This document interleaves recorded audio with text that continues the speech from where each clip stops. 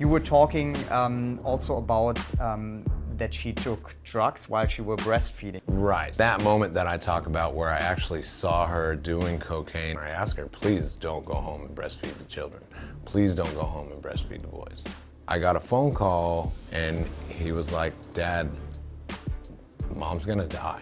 So you talk about substance abuse? Yes, 100%.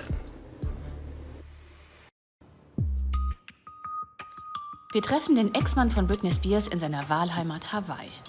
I had to put my family first over everything else, and I feel like being quiet and raising them as much as I could out of the spotlight, it really gave them a chance at a normal life. Did you talk to Jayden and Preston before you published the book? Did you talk about writing the book? Yes, so I did.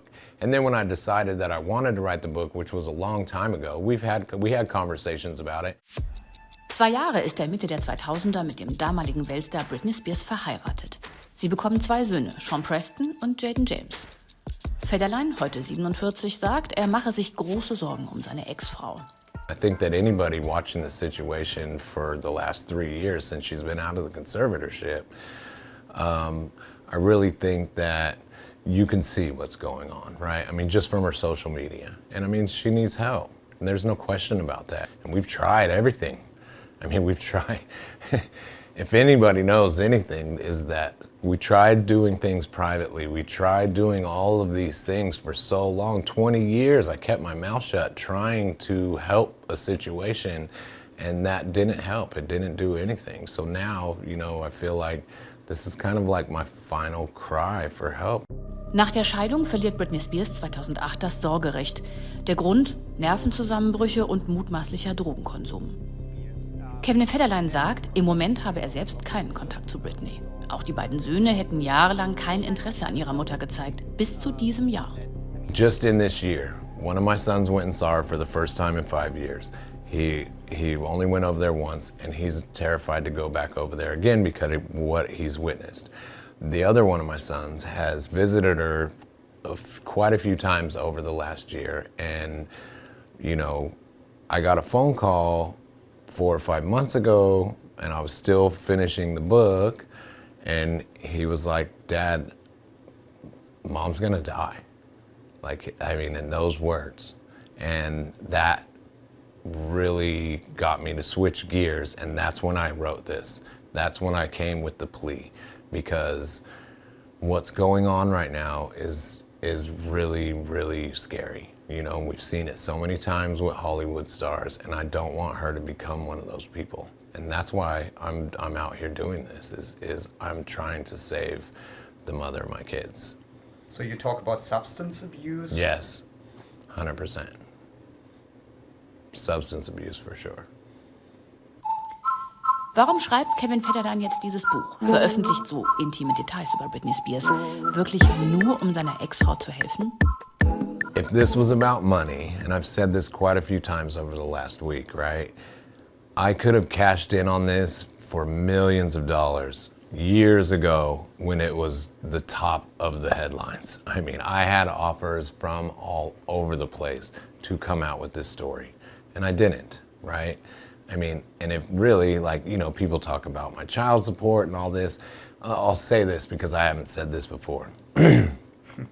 If it was about money, my son Jayden, right? I was still getting child support a year ago. My son Jayden wasn't supposed to graduate until June. I stopped getting child support almost a year to this day, right?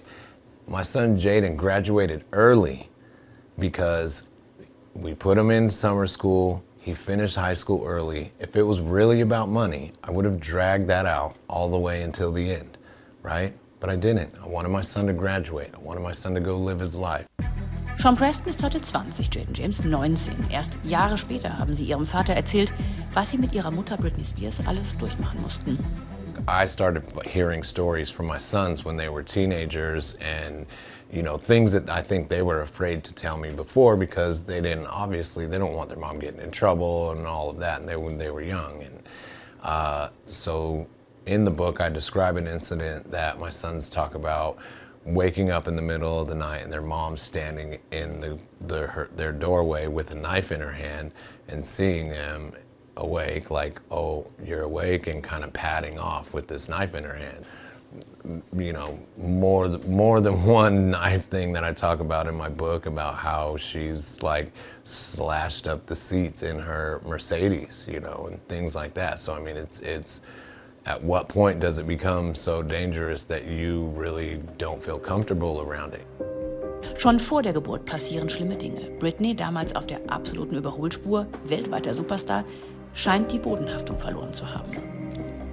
That moment that I talk about where I actually saw her doing cocaine at my album release party, both of our sons had already been born. Jayden was 6 weeks old. This was October 31st, 2006. So Jayden was 6 weeks old. Preston was a little bit over a year. And I showed up to my album release party, which I didn't think that she was going to be at, because she said she was going to stay home with the kids, and I was okay with that. I had a full day of press and all of those things, right? And I walk into my dressing room, and that's where I saw her, and I saw her doing cocaine. And so, you know, and I'm not the one, like, if you want to party, cool, like, you know, that part didn't bother me, but it kept playing in my head, like, she's breastfeeding the kids at this time, so when we go down to the actual party, I sit down next to her, and I kept playing this over in my head, like, what is going on, what's gonna happen? And I lean over to her, and I ask her, please don't go home and breastfeed the children. Please don't go home and breastfeed the boys. And immediately she gave me this just evil look, got up, threw a drink in my face, and took off. That was 5 days or 6 days before she filed for divorce. So that was pretty much the incident that led to her filing for divorce. Und nach der Scheidung wird es nicht besser, erzählt Kevin Federline uns. Britney, Paris Hilton, Lindsay Lohan, they were partying together even when the kids were around. Is that true? Was this like, yes. So? Yeah. So there's the instance in the book where I talk about getting a phone call with all of them in the background, you know, asking me to come over or things like that. And I could tell they were completely, you know, tossed. And I could hear my kids in the background crying, and you know, I mean, that's just shocking, right? And this was like literally within the first couple of months after the divorce happened. Auf unsere Anfrage zu Kevins Vorwürfen hat Britney Spears bzw. ihr Management bisher nicht reagiert. Aber auf Instagram schreibt sie vor wenigen Tagen das zu Federlines Biografieankündigung. Glaubt mir, diese ganzen Lügen in dem Buch zahlen direkt auf sein Bankkonto ein. Und ich bin die Einzige, die hier wirklich verletzt wird. Hat Federline damals die ganzen Red Flags, die ja da waren, nicht gesehen oder nicht sehen wollen? I kind of brushed some of these things off because it's like, look, she became famous when she was 16. There's people following her around all the time. The pressures of fame and the pressures of having to be this perfect person and be on stage and do all these things. Those were a lot of the excuses that I said to myself with why there were so many ups and downs, with why there were so many different things that I actually wound up not questioning because of that, right? And it wasn't, you know, until like the later part of our relationship, and I don't really know that it, you know, I think having 2 kids within a year's time was really hard for her, and I understand like postpartum and things like that could play a factor in some of that stuff. Der Umzug hier nach Hawaii sei für ihn und seine Kinder die Rettung gewesen. Sean Preston und Jayden James leiden heute noch unter der Situation, sagt Federline. Er versuche alles, um sie zu beschützen. And I know that they're not going on their mom's page and looking at it because they don't want to see that stuff. I think it's definitely have a lasting effect, for sure. I mean, especially Preston, you know, he's struggled with a lot of different things with, you know, and I talk about, you know, what he's had to go through in my book. How much time is left? I mean, that's the whole thing. It's like you never know, right? I wake up every day, and I've said this a bunch over the last week. I wake up every day, you know, terrified that my sons are going to have to go through the unimaginable. I don't like saying death because then it's like you're really having to face it. So I think of it as the unimaginable because I don't want them left holding the pieces of that, because then that could ruin their lives, and they deserve so much more than that.